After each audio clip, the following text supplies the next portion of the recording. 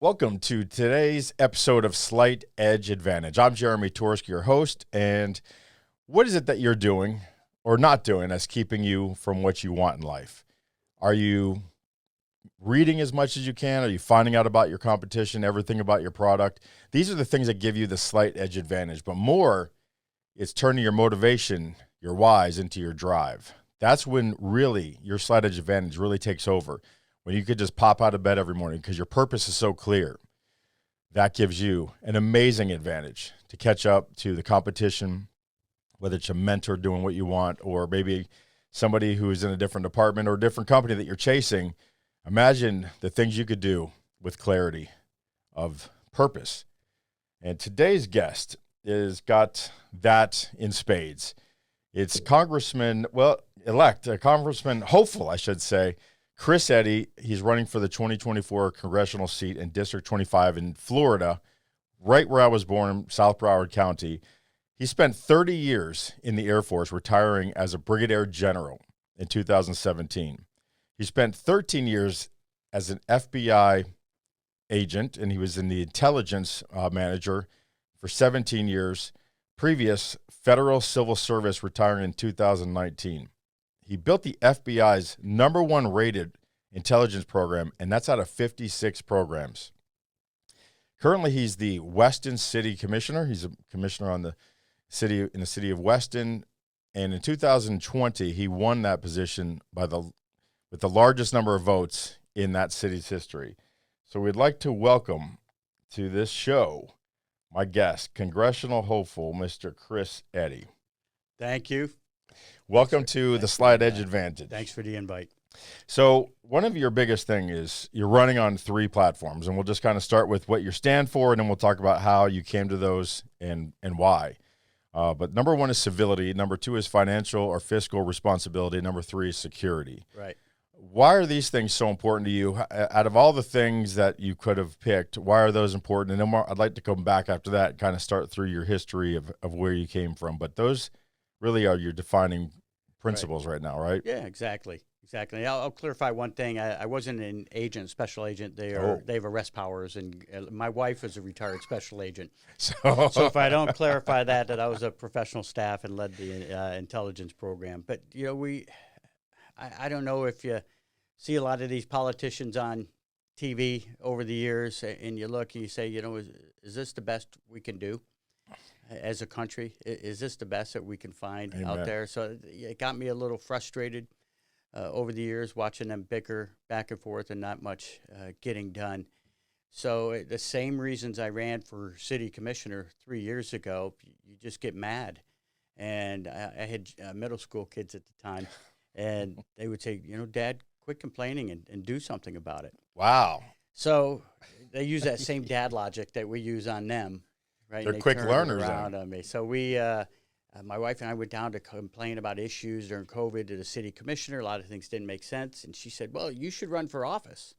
And I said, no, we don't do that. We're lifetime independent. Other people run for office. Wow. Not us.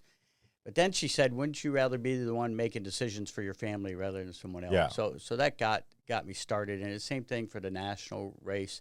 You just get frustrated after a while. Who's doing anything about this? You look around, you see no other options other than to dive in. And I didn't want to wake up 20 years from now saying, shoulda, coulda, woulda. Right. So civility was the easiest thing that came to my mind, that you could disagree with people on issues, but you don't have to call them un-American. You don't have to call them names or yell at them or go on TV or lie about them. I think that's what most Americans want as we work around the district.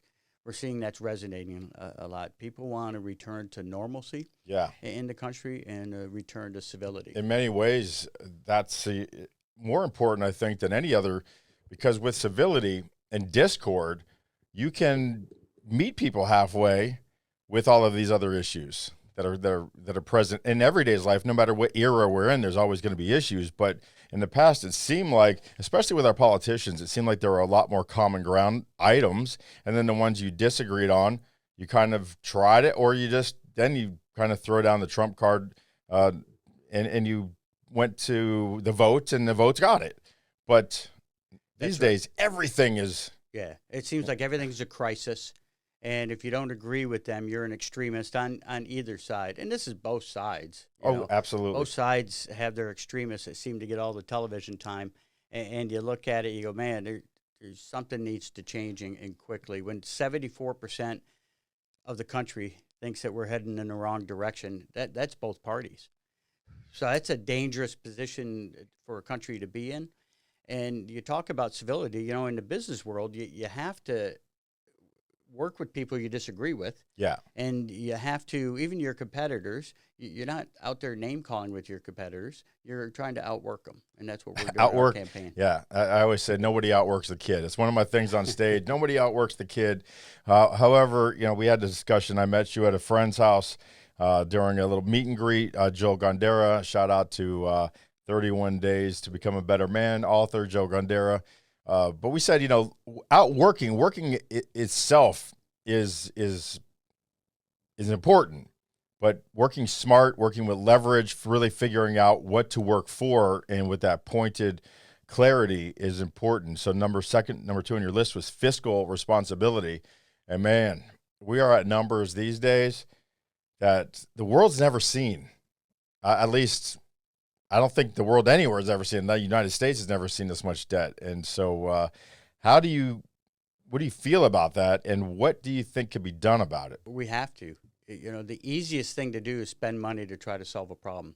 You know, businesses don't have that luxury where they could just keep spending and spending. They have to work smarter. Sometimes they have to cut back, you know, when the economy's not doing well. In the city of Weston, we've been able to have a balanced budget and not raise taxes the last 6 years or business taxes.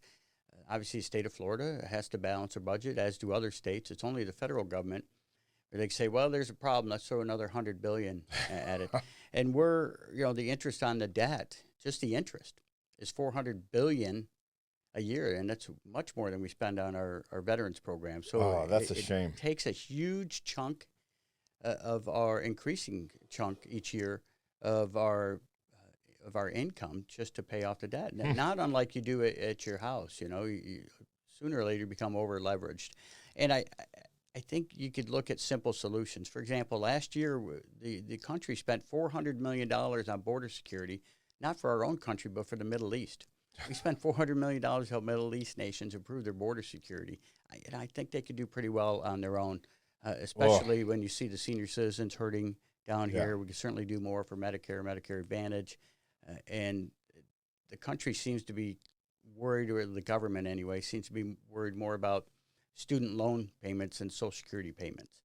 And that tells us that our focus is in the wrong direction. We need to look after our most vulnerable populations. Yeah. You know, where $100, $200 a month is decisive for them.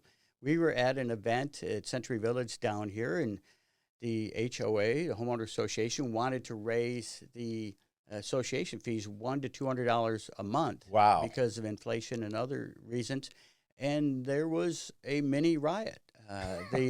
Walkers flying everywhere. That's a lot of money. and women were crying and saying, I'm going to have to move over $100 a month or get into a reverse. Well, when you're in a fixed income, there is no way to get that $100 Yeah. So we talk about inflation. You talk about 7%, 8%, 2%, 3%, that cumulative effect. And I hear it from my wife every time she comes back from Costco. Right. Everything goes up. Oh, I do too. Over the years, it's, this used to be $2. Now it's $4.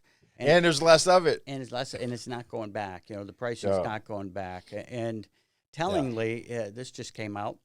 In the last 2 years, it cost the average person $700 more a month for the same goods and services they bought 2 years ago. So $8,500 a year got taken out of your pocket. I would ask, did your salary go up that much? Did your minimum wage go up that much? No. So you just took an $8,500 haircut, right, because of that inflation, and you're stuck. And that's what I think people are noticing when they say the country's heading in the wrong direction. They can't buy what they used to buy. They can't afford to go on a vacation. They have to work multiple jobs. I just met a waitress just the other night, and she was near tears. She goes, my rent went up $400 a month, and now I have to get a second job. I had to move from a two-bedroom to a one-bedroom. I'm sleeping in my daughter's bedroom now. We're sharing a bedroom with a teenage daughter. and she has to work 2 jobs just to make for what she did in 1 job. And that's got a long-term effect because now the kids have one less parent, or for her, in her case, if she's single mother, then no parents. And so now who's influenced the daughter? Who's influencing the child's choices? What are they watching? What are they listening to? And it's a downward slide there, and one that we've been in for 70 years, since we started this whole experiment with social services. And I believe, not to get too down a rabbit hole with conspiracies, but literally taking the men out of the homes of black communities to make black women dependent on the Democratic Party, which was systematic. And that's still in effect today. I see it. I produce podcasts and I have different shows on. That's a real thing. Right. My friend likes to call it fatherlessness, right? Without a strong father or a 2-parent family, it's very difficult. It's not impossible. There's obviously successful people that can do it, but it takes Herculean efforts. And what is the government doing to help encourage that 2-person family? And the fact that it doesn't take 2 people to make the same money that you used to as one person to afford, the necessities in life. And necessities in life certainly have changed. You certainly need Wi-Fi at home now because of the students and the schools that they're in, right? You need high-speed internet. You need a laptop or a tablet or something. We're still doing far and away above than any other country on the planet, but we certainly could do better. Well, and especially when they keep changing the rules. You have to work more to make the same, even though money's going up. And the school system says, let's change the rules where our kids go to school and how they go to school and when they go to school. So we're going to go ahead and do that. And it doesn't matter for the parents to have to give them time to figure it out. How do they get transportation? Sure. How do they get them up? How do they leave them a 3rd grader or 2nd grader alone on Friday because they go to a 4-week school? It's really something. I always did like, though, in support of the year-round school because summer camp was so much money. Yeah. I said, if we can get rid of that summer camp, I'd save a lot. a lot of money. Well, I'm the grandson of immigrants from Lebanon. So second generation. Yeah, second generation. And one thing any immigrant family will tell you is the value of work ethic. So in our family, if you didn't have a job by the time you're 10 years old, you were a slacker. It could have been delivering papers, selling Christmas cards, seeds door to door, or shoveling sidewalks, contributing, whatever it takes, right, to learn how to have that work ethic. Yeah. And a lot of that has gone by the wayside for different reasons. But you saw it too. Everyone in the house was doing it. Everybody worked, and your parents worked, and your grandparents worked all night, and just to provide for your family. I had the pleasure of visiting a business in Pembroke Pines that trains future diesel mechanics and car mechanics. That's a trade. So that's what we need. About school, that not everybody needs to go to college. You could go to this 1-year place and get the skills you need and make $50,000-$60,000 right out of there without incurring $200,000 in college debt. With some chances of upward mobility, for sure, and built-in lifetime security. Robots are never going to be able to fix and identify and run a mechanic shop like the mechanic. I mean, right, and you need skills to do that. They're all computerized now, especially when they have planned obsolescence. Yeah. So you're always upgrading and fixing and these things. And diesel is the backbone of the country, and I don't see that going away. Even with electric trucks.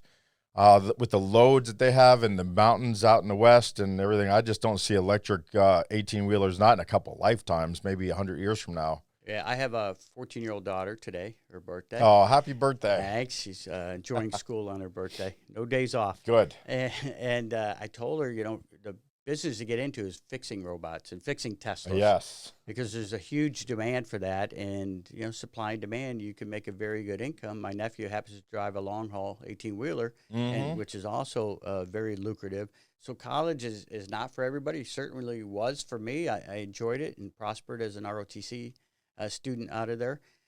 My dad was a mechanic, though. That just didn't transfer down to me. Right. Those mechanical skills. I lacked and still lack today. But again, it's very difficult to be a garage mechanic nowadays with all the electronics in vehicles. Yeah, I built, rebuilt 1979 Monte Carlo or Buick Regal, one of those. My friends and I used to trade cars and motorcycles a lot. So I think it was Monte Carlo. I rebuilt the engine, and I think this is the last time I put a wrench on a car. Yeah. Well, you wouldn't be able to do that to 2019. No, Chevy, no, and I'm right? afraid even to change the oil in my Jeep because of all the sensors and everything. I just like, listen, you could drive into the quick oil change for $49 or $89.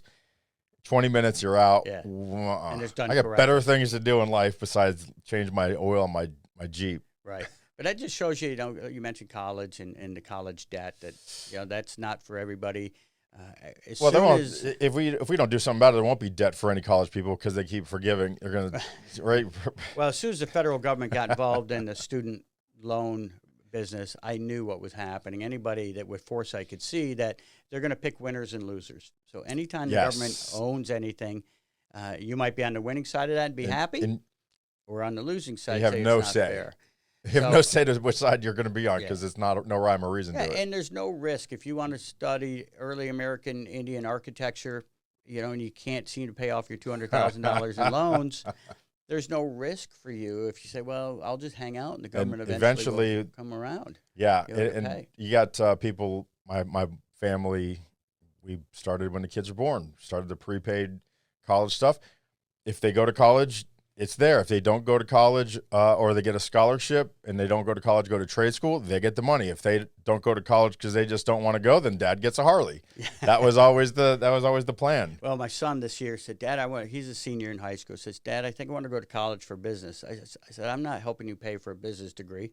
They're so generic. Go out and start a business, take some courses on the side, and figure it out. Now, I do encourage, most people won't believe this, I do encourage college for anybody who wants to go in business for only in one way. First of all, 2-year associates. Take everything business related. Don't get your degree. Just go for the 2-year, plan. Business math, business writing, statistics, accounting, public speaking, especially. That's a good one, says the professional speaker. But a couple things happen there. A, you get to learn. That's where you don't do that in college or high school. Right. You're forced to be there. Secondly, especially go at night. So building your business and going at night. So now you're going to go for 4 years instead of 2 years. But you're going to be there with adults who you see struggling and trying to change their life for the better. And you start to make these relationships and connections. And then you also start to see from that perspective, the teachers, how they don't try to push you or mold you as much at nighttime with the older adults.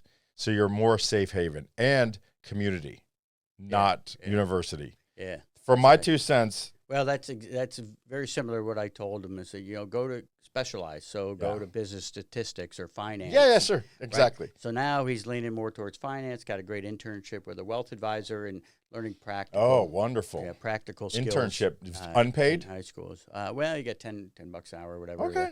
They got something, but gives them gas money. He knows to invest his money, and both our kids, are great. That's kind of important. Investing their money. And putting that away. Learning those lessons. And we talk about school. One interesting stat that I came across in the last 60 years in this country, one of my objectives would be to reduce that administrative burden on these school districts and use that money for more pay for teachers, but also more mental health counselors in school. Ooh, it is a crisis. I know a lot of family mental health counselors in Weston, surrounding communities, and I ask them all the time, and they said, we're fully booked. So it's good in a way that they're getting those resources, but it's bad in a way that service is even needed. So it's definitely needed more in the schools. What I do like about our mental health situation these days is there's a lot less stigma related with mental health issues. If you're dyslexic, ADHD, even bipolar, a lot of these things that used to be shameful are now, you just say it. I'm on this sort of medication or that sort of medication. HIPAA aside, I'm talking about divulging of your mental health issues because, boy, there are very few people who are just born perfect and walk around with no mental health issues, even if it's just stress, anxiety, obsession, compulsive disorder, which I call CDO because the letters are in the right order.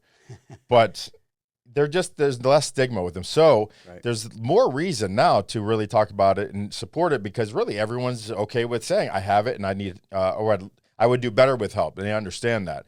Do you happen to know this statistic? When we had great border, defense, where was our country in allowing people to come in legally compared to other countries? We were probably pretty high, I would imagine.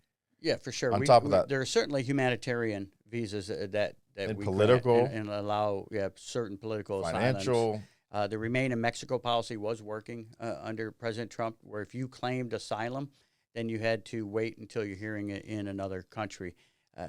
The current administration has expanded the use of asylum. So if you feel like you are an economic asylee, for example, okay, that might be enough. Or if you feel like your life is in danger in Central America because you identify as LGBTQ and you feel some violence might come to you, that is grounds for asylum. So you essentially open the door to anybody that can But at least they come in through a process. You would like to think, but really they just come into the border and say, I'm claiming this status and I feel threatened in my home. Okay, here's your asylum ticket. We'll see you in 7 years, when your hearing comes. That's how it is now. That's how it is now. But in the past, you could do it. Well, in the past, you had to remain in Mexico and wait had an orderly process. Yes. Now, look, our immigration system certainly needs an overhaul, and the last few presidents have tried it and had no luck doing it. Canada. I think the last couple of presidents had split House and Congress too. And it takes some wherewithal to do it. Canada has a merit-based system to do that. Yeah. There's certainly a lot of logic in that. We certainly should allow humanitarian from certain countries to come in. We've always had that as a country because we are a forgiving and loving country.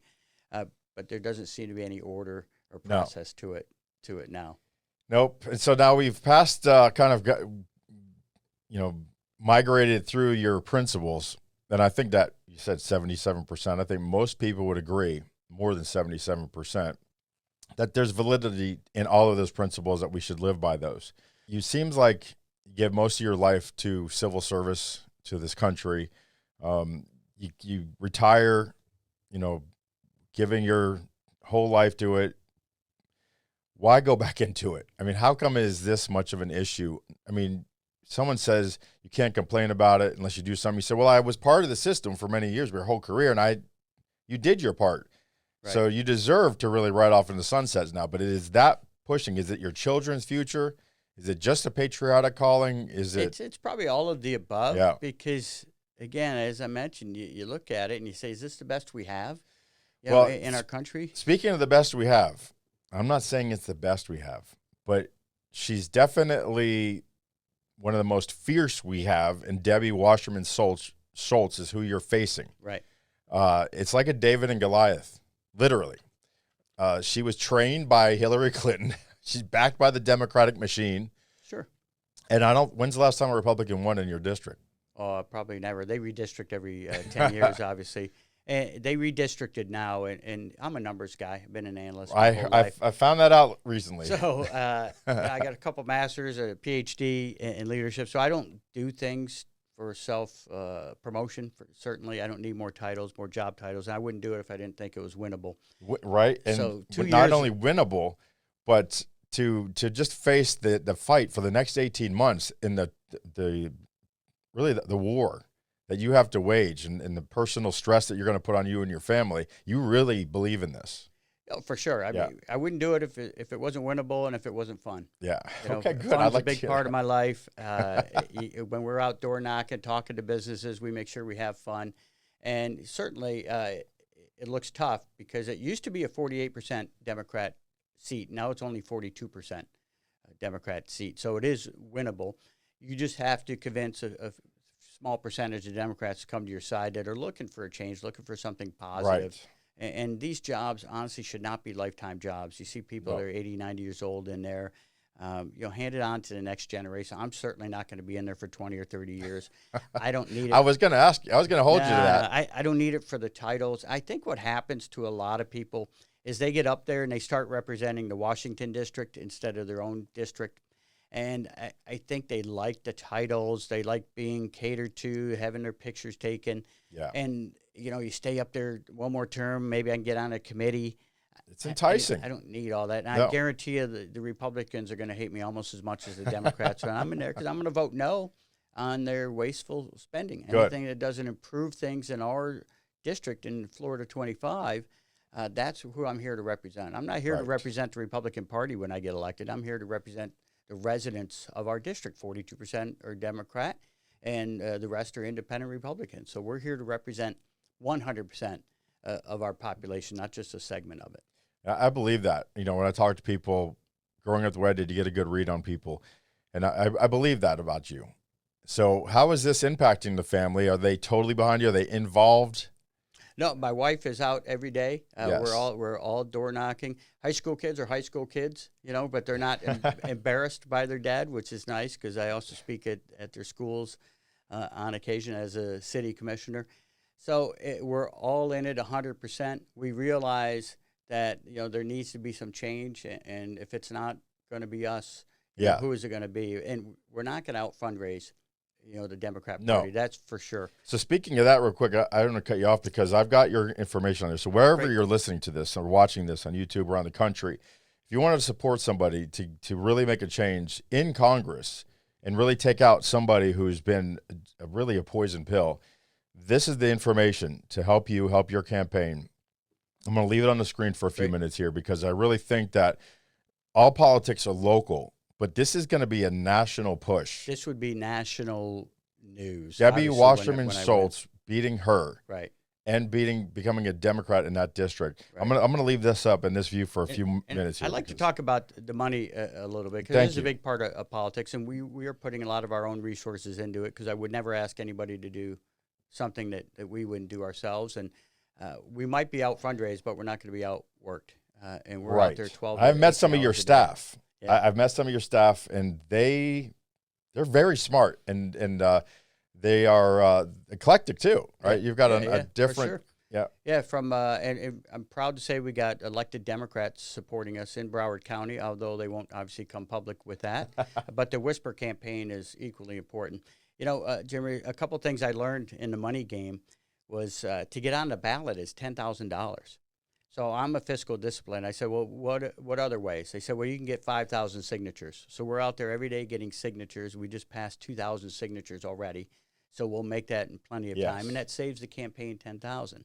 I also learned that a lot of other campaigns put their kids on the payroll or their family members on the payroll. And they'll say, well, my kid's handing out flyers, so I'm going to pay him $1,000 a month. Oh. So these are campaign donations coming in from across the country. Your donations that you're sending in, $25, hoping to get some candidate elected.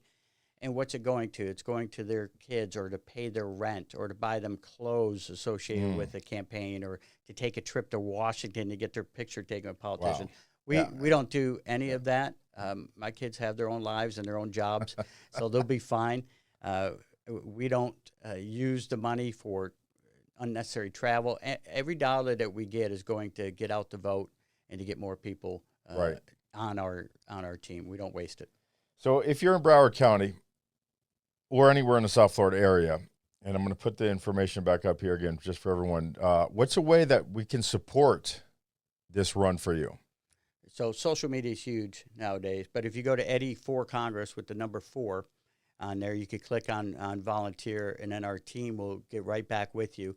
And some people are comfortable talking to their friends. Some people are comfortable door knocking or making phone calls.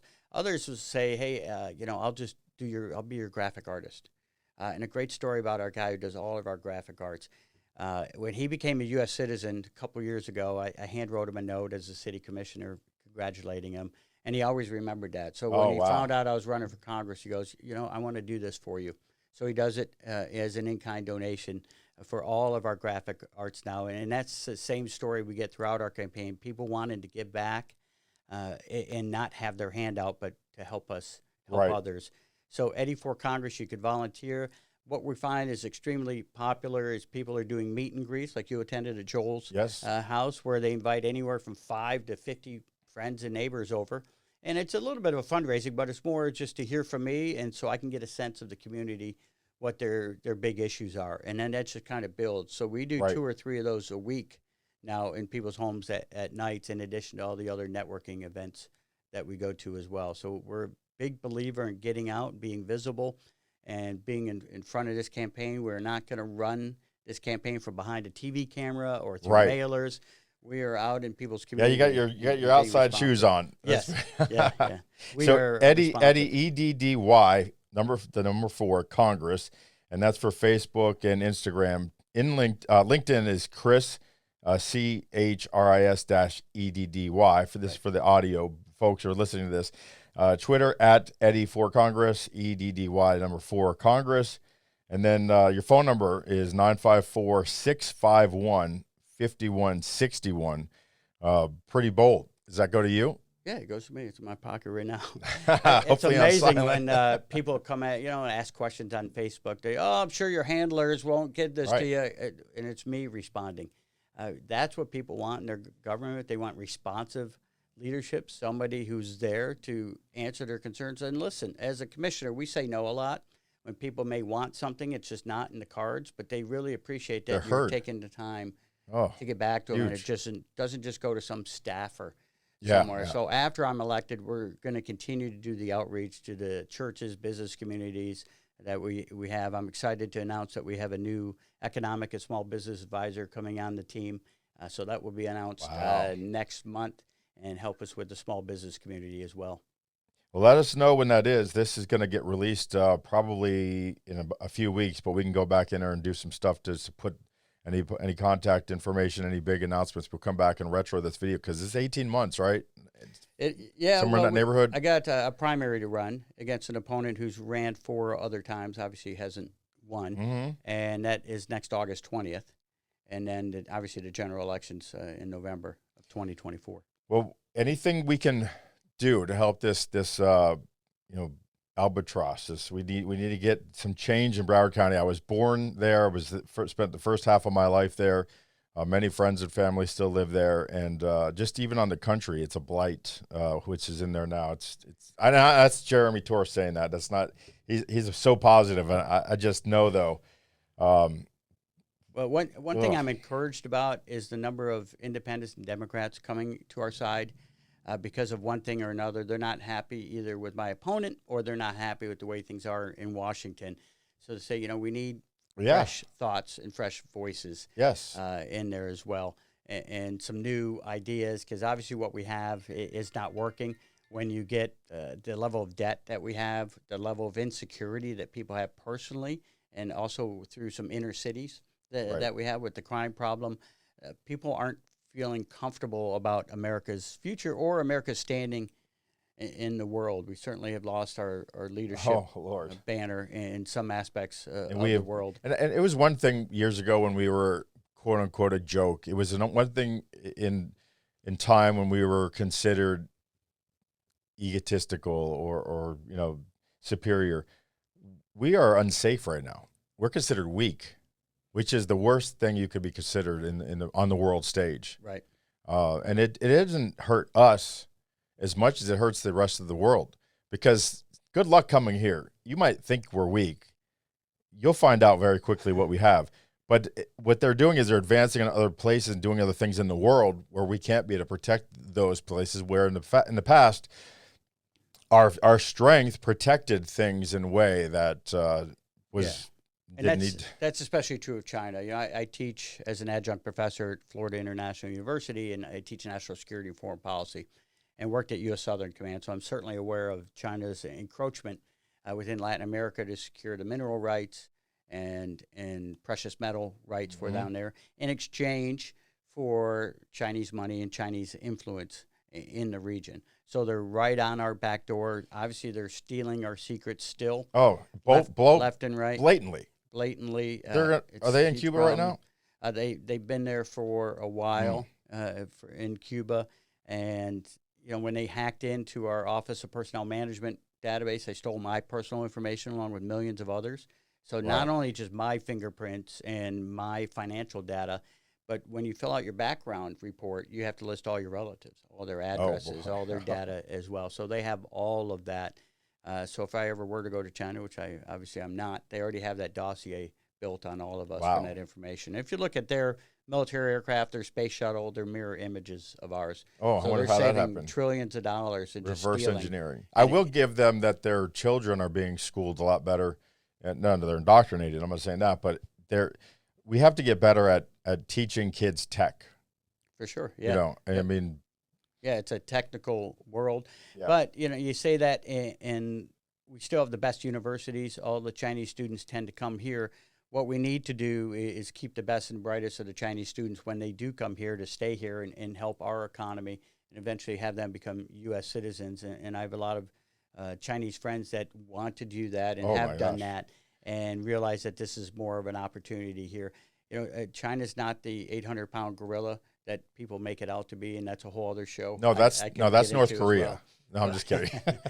So, yeah, I'm pretty well versed in foreign policy, but when I go around and talk to the residents of Broward County and specifically my district, they're concerned about inflation. That's their homeowner prices going up from insurance and things at the grocery store and the craziness that seems to be going on in the world. What they're teaching kids in school and what they're not. So control the controllables. Yeah, right exactly. Now. Yeah, exactly. And just like as a business person, right? Yeah. There's some things that are outside of your control. In my campaign, I can't control a lot of things. Presidential nominee, if it rains on election day, all of that. But we are going to control the controllables. You could do the door knocking. You could do these shows here. Get in touch with Chris Eddy. I encourage you to support for this run for Congress. It's never been more important to turn these areas because they don't have our best interest at heart. They really don't. And all politics are local. So when you go to the U.S. level, you're still having an impact on the local lives here. So I really encourage you. And any closing words? I just wanted people to focus on what's important in their lives. So if civility, fiscal discipline, and security are important in your lives, are important in our lives. And that's what our campaign is focused on. So if that resonates with you, I would just ask that you reach out to our website and join our growing team. I'm very humble and appreciative of all the support that we've gotten. We're the first Republican candidacy in memory, probably in history in Broward County, to have a super PAC as well. Oh, that's great. Helping us, and just because a lot of businesses. So what that means, business owners in Broward County or anywhere in the country anywhere can go and give to that super PAC. That's correct. And that will directly benefit you. Right, because in federal elections, it's only individuals can donate to the campaign up to $6,600 for the primary and the general. And again, we're not going to out fundraise. No, but gotta be watching the show. I'm appreciative of the people that have started the super PAC, and it's grown certainly. How do they find that? Started. It'll be on my website, but it's unitedforcommonsense.org. And as a candidate, I'm really hands off on that. Yes. But it's encouraging to see that other people want change as well. And it's very encouraging seeing my family, not just my immediate family in my house, but relatives and everybody else and my college friends reaching out and say, you know what, we know you can do this and we're behind you. Because it's going to take it all. That's right. It's going to take every single part of this machine to get you across that finish line. It's going to take every day to do it. I hope you got the stamina. No days off. No, I think you do have it. That's our motto is no days off. We know we only have a certain number of days, certain number of hours, and how many votes we need to earn per day. Again, I'm an analyst with numbers. We know what targets we need to hit. And then when you win, guess what? Then it really just begins. That's right. Yeah. I don't even think I'll take the next day off. We'll get right at it, forming our team and opening up our offices to serve the district. Well, I think we've said it all. I think we could have you back again leading up to the primary. Try to get a big push there. We'd love to see you back here in the studio. Thanks. Thanks for coming. It means a lot to me. Thanks. Especially my first political interview, so to speak. So I hope I made everybody happy with the opinions expressed here or on my side, all mine. And I do welcome anybody who wants to voice their political opinion or running for this seat. You're welcome here. This is an open door policy here, and we'd love to hear from all sides. But I personally cannot agree more with this person sitting to my left here, Chris Eddy. And I encourage you to do everything you can to support him and everything he's trying to do for this area where I was born and raised, but also this country. I'm Jeremy Torres. What's your slide edge advantage? Comment below. Let us know what makes you, you. And we'll see you again soon.